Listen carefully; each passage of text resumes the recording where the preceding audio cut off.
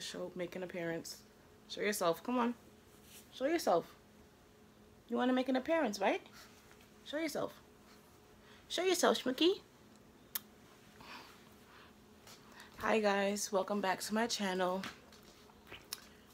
Today is going to be a more serious video.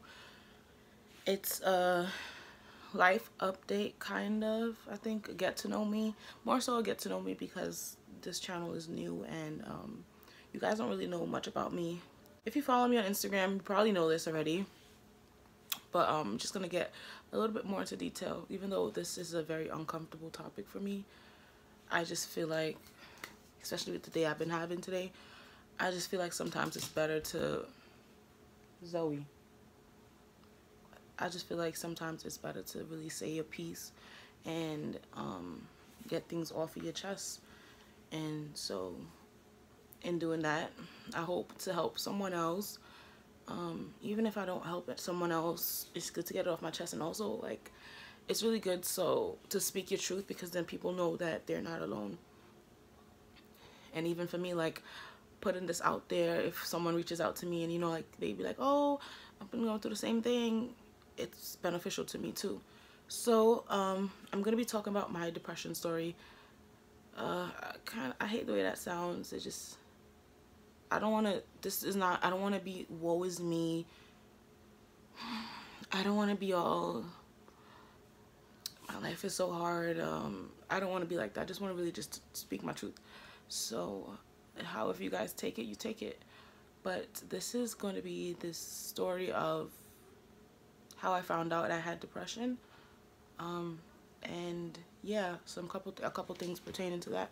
So the story kind of dates back 2014, we'll say, so like 4 years ago. It started off that way. I'm just gonna give you guys a quick rundown, quick backstory. So I was dating this guy from my church. He was my first and since then only boyfriend. In my church, you're not allowed to date until, like, well, this is how it was. You're not allowed to date until, like, you were mature enough mentally and of age, and, like, school was figured out and, like, stuff like that. So, and the pastor is my aunt. So yeah, I always wanted to obey her rules. I always wanted to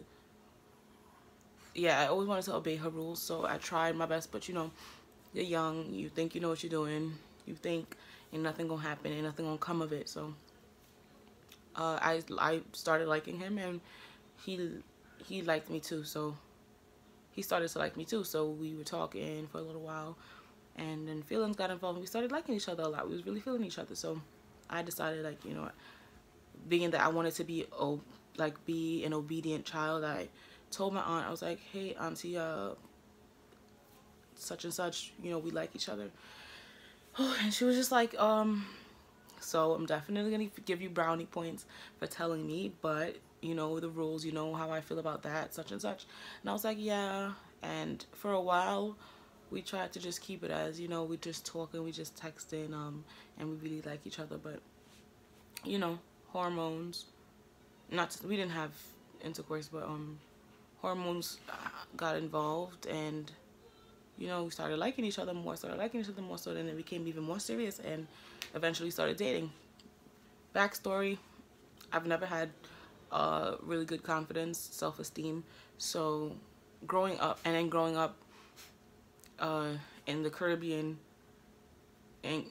background, and just in the black community in general, but I'm gonna speak for the Caribbean background because I grew up partially in the Caribbean when I was younger until I moved here.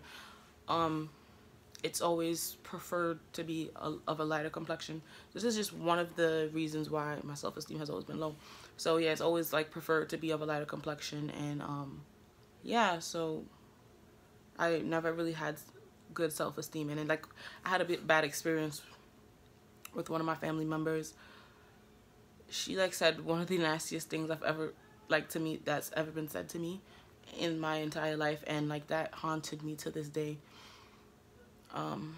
It was pertaining to my complexion and how I looked, and you know, it just really, it was like one of my ghosts that I had, and it haunted me for years. It still does, to be honest. But So, and we started dating, and I finally felt like, dang, like somebody would think I'm pretty, like, you know, and I longed for that feeling my whole life. I still long for that feeling, but yeah, not gonna cry or anything, but being in a relationship with the guy, I felt like, yes, finally somebody thinks I'm pretty. Like, I could really start feeling myself, you know, like I got somebody that's really feeling me completely for me. You know what I'm saying? Like, flaws and all, still thinks I'm perfect, I'm beautiful. We was dating or whatever, and you know, we was young, so sorry. He didn't really know what he was doing. I didn't really know what I was doing. Like, I didn't know what I was doing, but I was a really good girlfriend. Like, don't get me wrong. Like, I spoiled the crap out of my boyfriend. Like, I did everything for my boyfriend, but you know, conflicting interest with church and stuff like that. So we would get into like little spots or whatever, and like he would do some stuff that would really hurt my feelings or whatever, and like, in my opinion, it felt like he kind of just threw me to the side when he wanted to, and got back with me when he wanted to, and that hurt my feelings because it made me feel like, damn, like I'm really that disposable. But whatever. Long story short, like, I'm not even gonna get into that because, you know, that's the past. So he ended up, even though like things wasn't always great, like the way he treated me, I never wanted to leave him because I was so in love, you know what I'm saying? And I was so holding on to that feeling of like, yes, somebody loves me, somebody thinks I'm good enough. So I held on to it until I couldn't hold on to it anymore, and he broke up with me. And when he broke up with me, I was like at a very, very low point. I was at a really, really low point because it made me feel like, damn, like the one time I really started to feel like, you know, like I'm good enough for somebody, this going to happen. And it made me feel even lower than I felt prior, because it's like, damn, like, you know what I'm saying? Like the way things happened afterwards, and just it's a lot. But yeah, so I always really had low self-esteem, and then I started dealing with, after that breakup, I started dealing with this other guy who, let's just say, they knew each other very well. And I wasn't attracted to this guy. I never even looked at him in that way. But like, you know, things happened one night and he just came on to me, and I went with it because, again, I wanted to feel like I was pretty. I wanted to feel wanted so bad. So things progressed from there, and like it became to the point where I yearned for that feeling. Like, you know, when you really low, like, I never was a judgmental person, but like now, since all of this stuff has happened, I really can't be a judgmental person, because when you're low, you begin to do things that you would never do. I didn't even recognize myself in the mirror. Like, I just wanted to feel loved. I just wanted to feel wanted. And it's like, now that I think about it, now that I've gotten a little bit more like in tune with myself, just a little bit more, I kind of know where that came from. But that's another story in itself. So yeah, like I really yearned for that feeling. So I kept on dealing with this guy,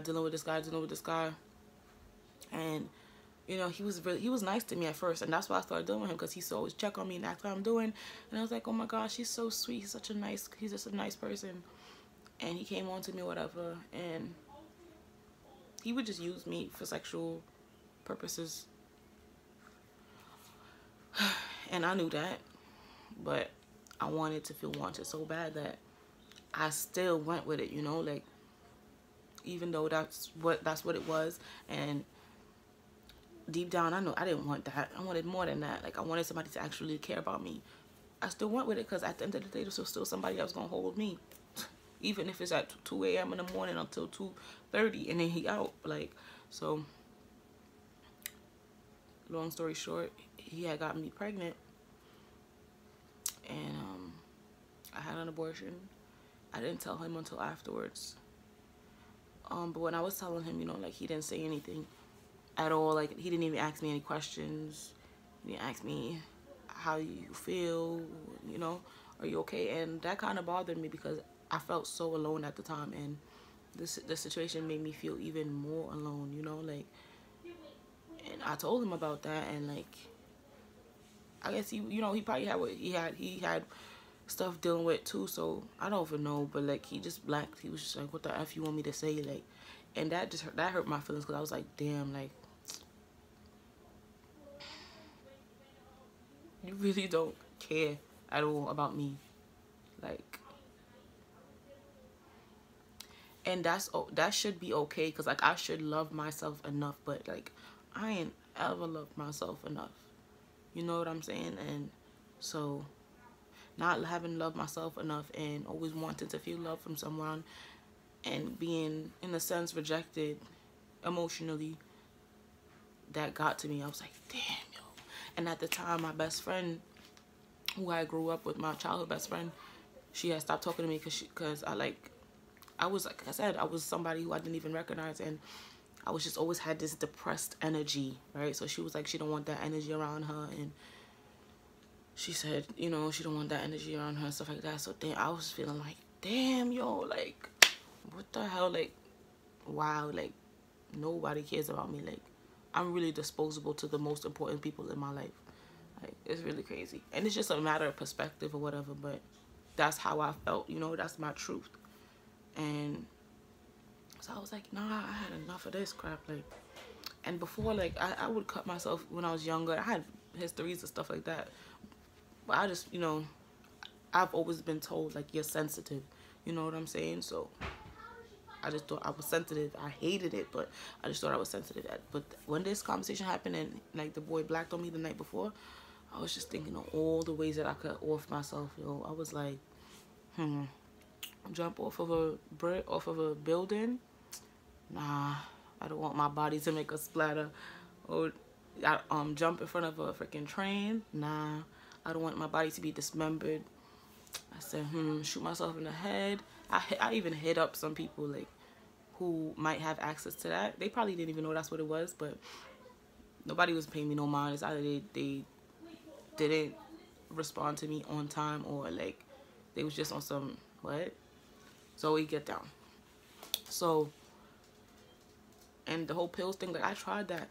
I've been trying that junk since I was 12 years old. Like, I don't got nothing lethal enough to really off myself. So I was like, you know what, F this. Like, I'm really gonna cut myself. Like, and you know, and I'm an intelligent person, so I'm not about to just make, I wasn't about to just make no deep cut, like, you know, the superficial cuts for when you just want to, like, you want to feel something, you feel so numb that you want to feel.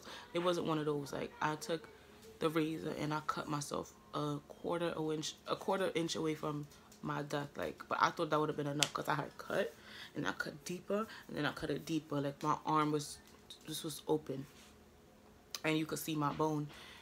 And you know, part of me, like, I wanted to off myself, but I didn't want to off myself. So I text my aunt, or I called my aunt, whatever, and I was just telling her, you know, I text my aunt, who's my childhood best friend. And so I was like, I really love you. I just hope you know that. Da, da, da. And I text my family church. Like, we were really close. We grew up really close. So I texted my family church member, and I told her, I was like, I can't remember what I said in the text, but I told her something. And apparently she called my auntie, who's my pastor, and then she came over to the house, and I ended up in the hospital. And then the story continues from there.